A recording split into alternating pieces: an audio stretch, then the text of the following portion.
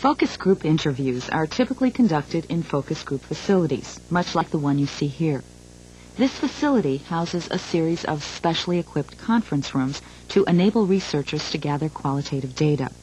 These conference rooms contain one-way mirrors so that interested parties can observe the group dynamics without disrupting the participants.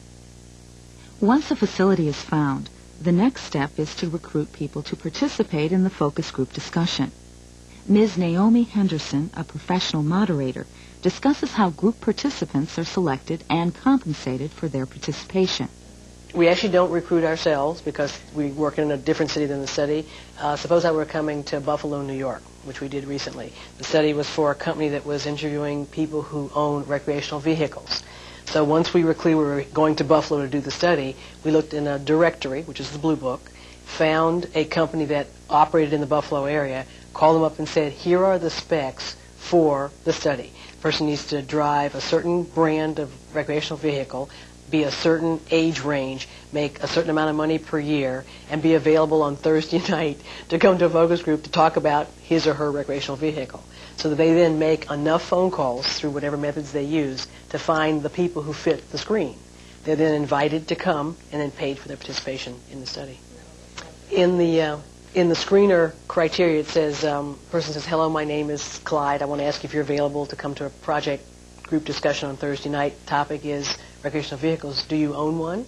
Person says yes. So after they pass the screening requirements, the last thing is, when you come to the session, there'll be a stipend or a co-op payment made to you. And the stipend will change depending on the study. For example, I think for that recreational vehicle study, I think it was $50 because their income, 2 hours at a time, $50 seemed to be fair. If it were a person who was a student in college, for example, maybe it's $35 because their station in life is not that great, and neither is their desire for, they'd like to have more money, I'm sure, but the study will bear a $35 stipend. It would not bear a $50 stipend. If we're talking to a doctor, it's $150 or $200 for the 2-hour session. If it's a housewife, it might be $35 or $40 to cover her child care and her own time for coming to the session. So the stipend varies on the topic and the kind of person who's in the room. Once subjects have been recruited to participate in the focus group discussion, they are brought to the conference room. Before the group begins its discussion of the topic, Ms. Henderson explains the nature of the conference room and the ground rules for the group discussion. So first of all, thank you all for coming out to do this. I know that it took time out of your busy day to spend time talking about women's shoes, which is our topic tonight. It's going to be fun. If you have feet and shoes, you qualify for this. We're going to do a couple of things today. We're going to have a group discussion. We may occasionally have some private writing. I'll ask you to write something down before we speak out loud, so the pads, paper are there if you do that. You can also take notes on those pads. If you hear a good tip or a place to get a sale for shoes or a brand name you haven't heard of, write that down, take it home. That's going to help you as a consumer. And we may look at some materials as well in the course of today's session. I'm not selling anything today. You guys get paid for talking about shoes and where you shop and what you like and don't like about them. I already got paid. You can say whatever you like about shoes in general. The whole point is to listen to real consumers talk about their shoe buying habits and brands of shoes to hear a bit about how people make decisions. There are lots of brands out there. How do you choose the brand that you like? And by the way, you may love a brand and she may hate it. That's okay. You can Siskel and Ebert tonight. You do both sides of the story. Just stick to your guns. We're going to have a couple of ground rules so we can get down on a few things about this room. This is not your average meeting room. Microphone back up there goes to a deck of tape recorders, not to keep track of who said what, but what God said. You can imagine that a series of groups like this series, which is 6 groups altogether, by the time we get to the 6th group, I'll have forgotten what you said, and it's not that I don't remember you guys, just that somebody talked after you did and I lost the thoughts. So I'm looking for the trend. How is your group like all the others, and how are you different than another kind of consumer, either younger or older than you are, or in a different part of the country? That's the point of doing it this way.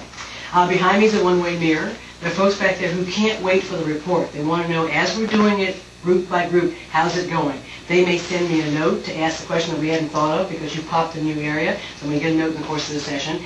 They're interested in what you have to say, and they want to know it from your point of view. That's the whole point of having 2 separate rooms. You get paid for 3 things. One's for your time with me, second, talking about shoes, and third, for your courage. This could have been a scam, Chicago Scam 17B, where I sell you a condo, a timeshare, some land, Perhaps a vacation, very popular these days is multi-level marketing. So I could have said we're doing research on shoes, but I really have this new product I want you guys to help me sell.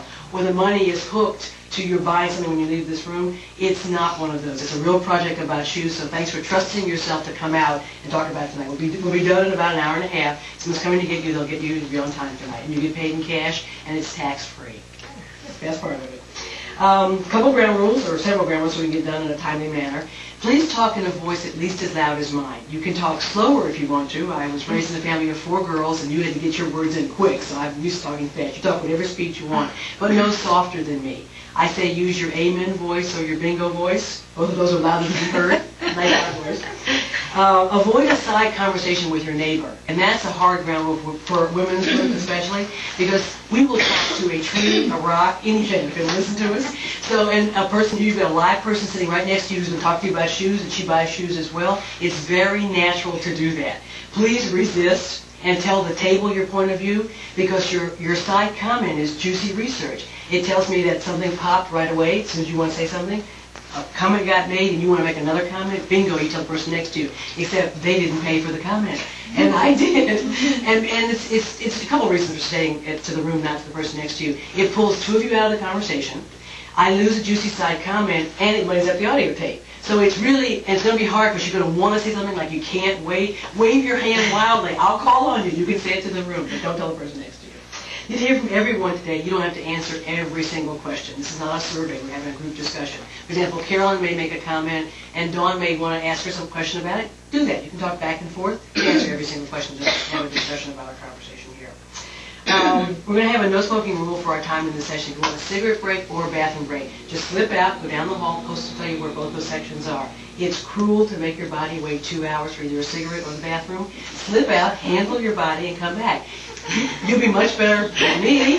You'll be much more comfortable. Anybody here pregnant tonight? Tonight? Nobody's pregnant? If you were, you'd be in this chair.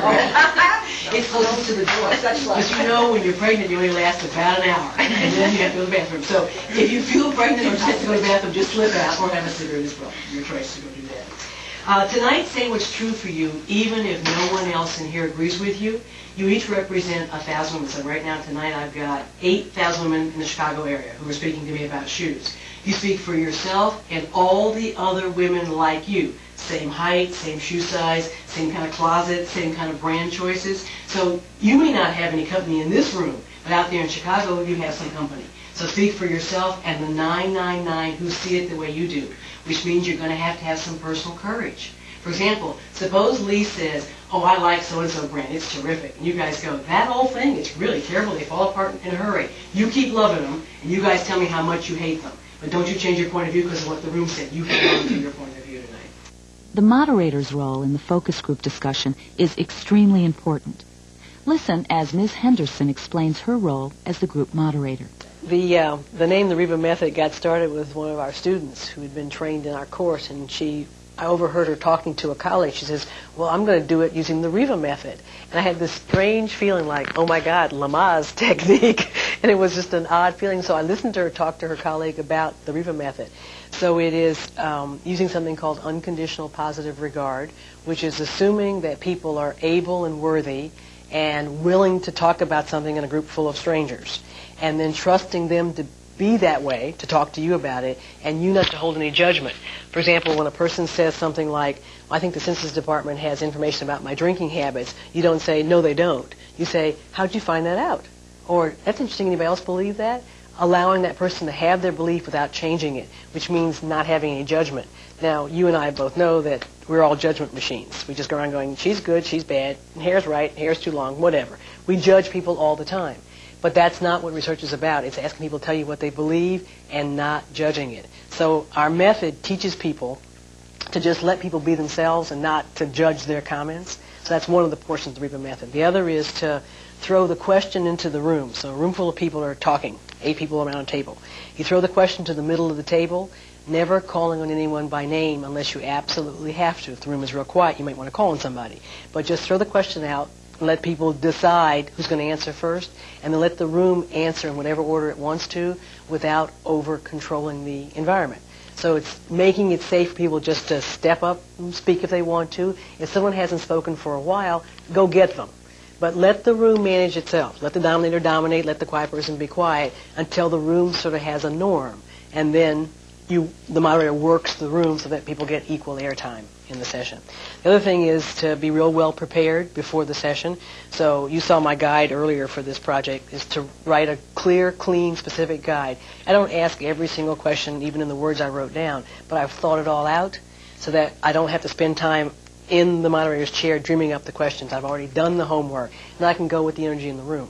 Some of the things that my students tell me is that it's best to be with people, not with paper.